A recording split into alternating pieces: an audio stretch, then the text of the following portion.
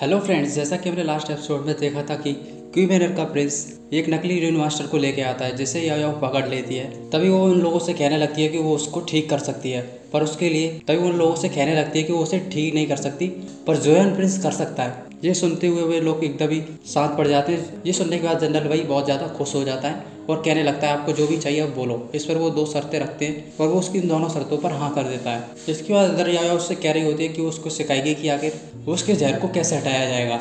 अब आगे इस एपिसोड की शुरुआत में हम देखते हैं कि जोयान रूइंस को काटना सीख रहा होता है और उसे काटते काटते 8 दिन हो चुके होते हैं। याया उसके सामने आ चुकी होती है और कह रही होती है तुम्हारी रूइन काटने की टेक्निक काफ़ी ऊपर पहुंच चुकी है। इस पर वो कहने लगता है ये तुम्हारे लिए कहना आसान है, मुझे पता है कि मैं 8 दिन में यहाँ पर कैसे पहुँचा हूँ। उसकी बात सुनने के बाद तुरंत ही उसकी गोद से नीचे उतर जाता है और उसके पीछे चला जाता है। तभी उस रूइन जो उसने काटा था उसमें से काफ़ी सारी ऑफल ऑरा निकलती है, जिसकी वजह से वो वहीं की वहीं पीछे गिर जाता है। फिर थोड़ी देर बाद जैसे वो ऑरा शांत होती है वो दोबारा से खड़ा हो जाता है और कहने लगता है मुझे 8 दिन हो गए और लगातार मैं इसी तरह की चीज़ों को लगातार झेल रहा हूँ, पता नहीं मुझे कब जाकर कम होगा। इस पर वो कहने लगती है तुम्हारी ये रूइन काटने की टेक्निक काफ़ी ज़्यादा ठीक हो चुकी है, लगता है तुम उसके इलाज को बहुत जल्दी ठीक कर पाओगे।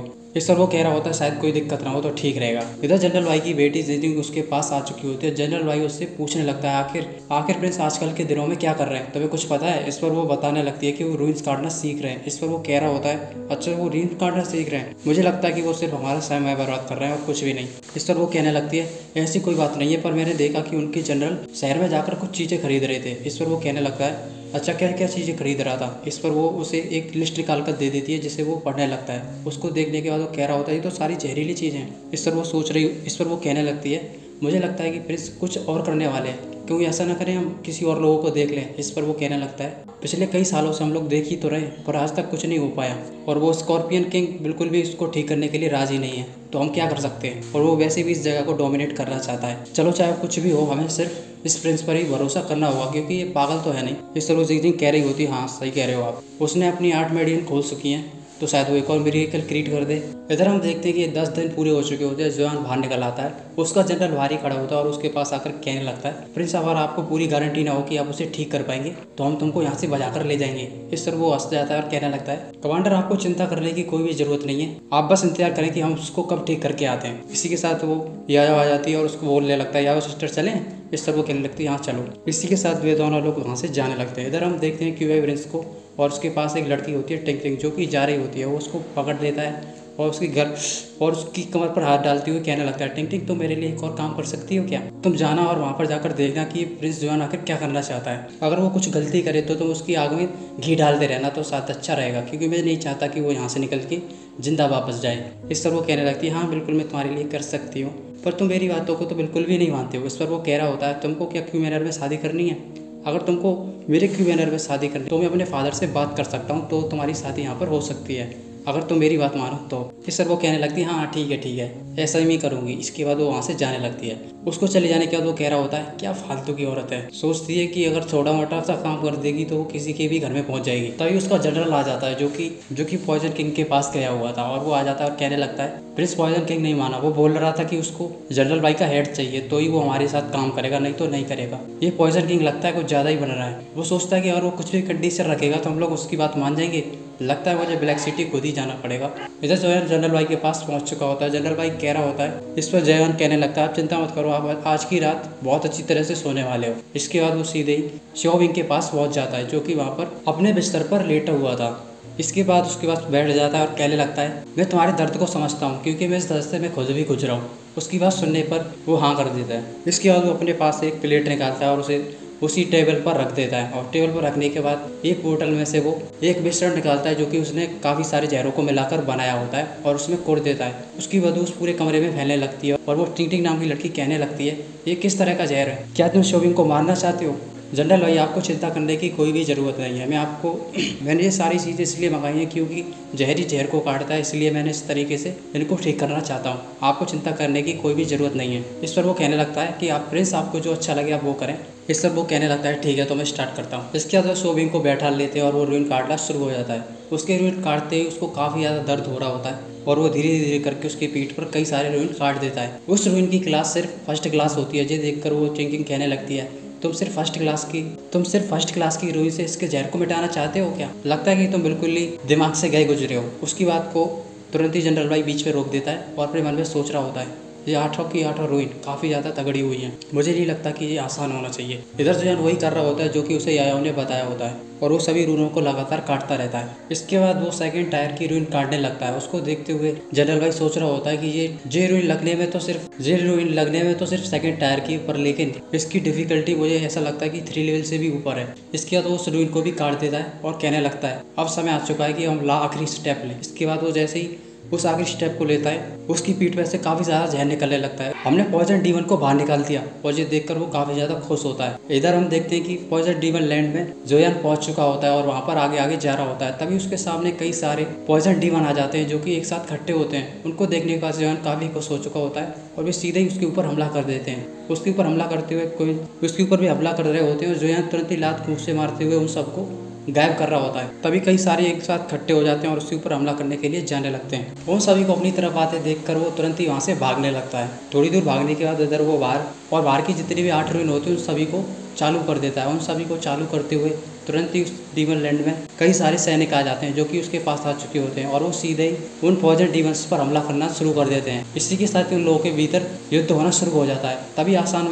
तभी जोयान ऊपर से सेकंड टायर की रूइन को स्टार्ट कर देता है। उसको स्टार्ट करते हुए जो कि डीमन लैंड की पॉइजन को खींचने लगती है। तभी उसमें से कुछ रोशनी निकलती है जिसे देखकर वो पॉइजन डीमन नीचे जल रहे होते हैं। इधर वो सारे सैनिक उसके ऊपर लगातार हमले कर रहे होते हैं। टिंग बाहर कह रही होती है लगता है ये कुछ काम कर रहा है। इस पर जोयान उससे कहने लगता है अभी ये पूरा खत्म नहीं हुआ है। तभी टिंग अपने फादर से पूछने लगती है आखिर ये ऐसा कैसे हो सकता है कि फर्स्ट टायर और सेकंड टायर के रूइन इस जहर को मार सकते हैं। इस पर वो कहने लगता है तुमको कुछ नहीं पता है। जोयान प्रिंस ने जो कि रूइन इस्तेमाल किए वो काफ़ी एक अलग तरीके से इस्तेमाल किए जो कि एक तरह से युद्ध में किए जाते हैं। उन्होंने बाकी के 7 रूइंस को मिलाने के बाद कुछ सैनिकों को मिलाया जिससे कि उन्होंने उस डीमन लैंड के अंदर पहुंचा दिया और उसके डीमन पॉइजन से लड़ाने लग रहे हैं। जो भी बचते हुए जा रहे हैं उनको और जो भी बचते जा रहे हैं उनकी पावर को सेकंड टायर की रूइन से खवा रहे हैं जिससे कि बिल्कुल ही पॉइजन खत्म होते हुए जा रहा है। जिस तरीका बहुत ही ज़्यादा वंडरफुल है। ये तो मैंने पहली बार देखा है। ये सर क्योंकि कहने लगती है इसका मतलब ब्रोथा सही होने वाला है। उसकी बात सुनने के बाद जनरल भाई कह रहा होता है सही तो हो सकता है पर मुझे ये नहीं पता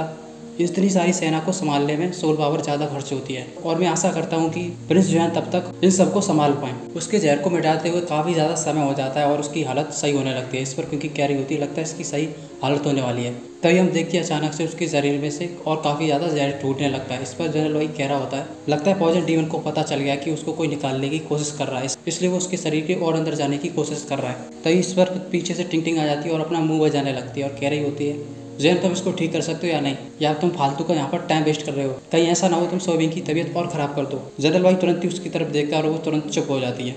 उसकी पॉइजन पावर को बढ़ता हुआ देखकर यायाओ तुरंत ही अपने टुनटुन को नीचे रख देती है और अपना युआन ब्रूस निकालने के बाद उसकी मदद करने के लिए आ रही होती है। तभी उसे जोयान की बात याद आने लगती है जब उसने सोबिंग से जो कि वादा किया था कि वो उसे इस डिफिकल्टी से बाहर निकालेगा। उसको ऐसा देखते हुए वो तुरंत ही वहीं पर रुक जाती है और उसको देखने लगती है। इसके बाद प्रिंस जोयान फोर्सफुली अपनी सोल पावर को बढ़ाते हुए उस रूइन को काटने लगता है, बाकी की सभी रूइंस की पावर को बढ़ा देता है और साथ में उस सेकंड टायर रूइन को उन सभी के भीतर रह आता है। इसी के साथ ही उस डीमन लैंड में काफ़ी सारे सैनिक आ जाते हैं और उन पॉइजन डीमन से लड़ना शुरू हो जाते हैं और उनके भीतर काफ़ी ज़्यादा लड़ाई होने लगती है और लगातार पॉइजन डीमन खत्म हो रहे होते हैं। तुरंत ही जोयान अपने बुरों से लगाते हुए और सारे सैनिकों को बुला देता है जो कि सभी पॉइजन डीमन को बीच में घेर लेते हैं। इसी के साथ ही वो सभी पॉइजन डीमन धीरे धीरे करके खत्म हो जाते हैं और उसका जहर पूरी तरह से खत्म हो जाता है और वो प्रोविंस में धीरे धीरे करके गायब हो जाती हैं। इसी के साथ ही वो सोबिंग की तबीयत बिल्कुल ही ठीक हो जाती है।